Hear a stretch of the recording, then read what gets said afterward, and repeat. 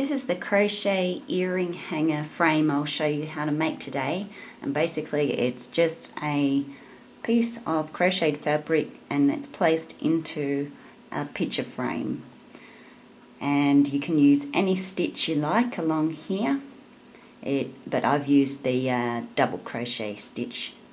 So materials required, or what I'm using for my project, is Red Heart Super Saver Chunky, and this is in a carrot colour, and I'm using a 6.5mm hook. You'll also need a yarn needle and just an old frame with the backing, and you can take the glass out. So to get started, what you'll need to do is chain on the length of your frame, the width of your frame, and make enough chains that it's going to fit in. And remember just to add on enough chain stitches for your turning chain.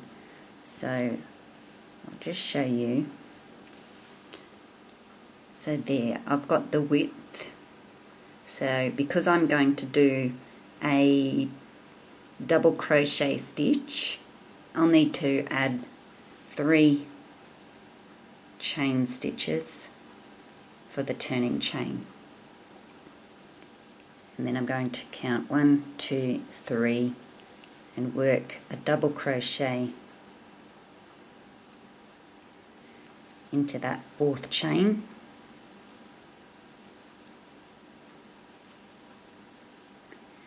and into each chain across I'll do a double crochet stitch.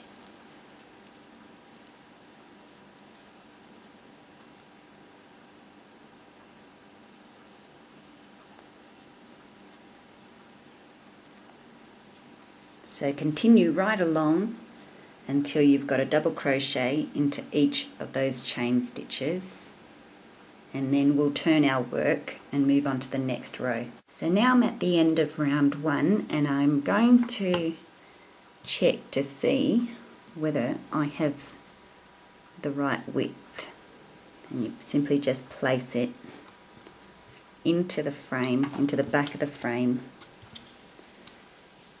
and you'll see that there is a groove there which your work's going to fit into, so make sure you're putting it in that groove. And it's okay if you need to stretch it a little bit because you do want it to be firm. So if that's correct, then you can keep going on. If not, pull your work undone and take out a few stitches. Okay, so now mine is fine, and I'm going to turn my work, and I'm going to do 3 chain stitches, and I'm going to do my next row of double crochet stitches into each stitch along.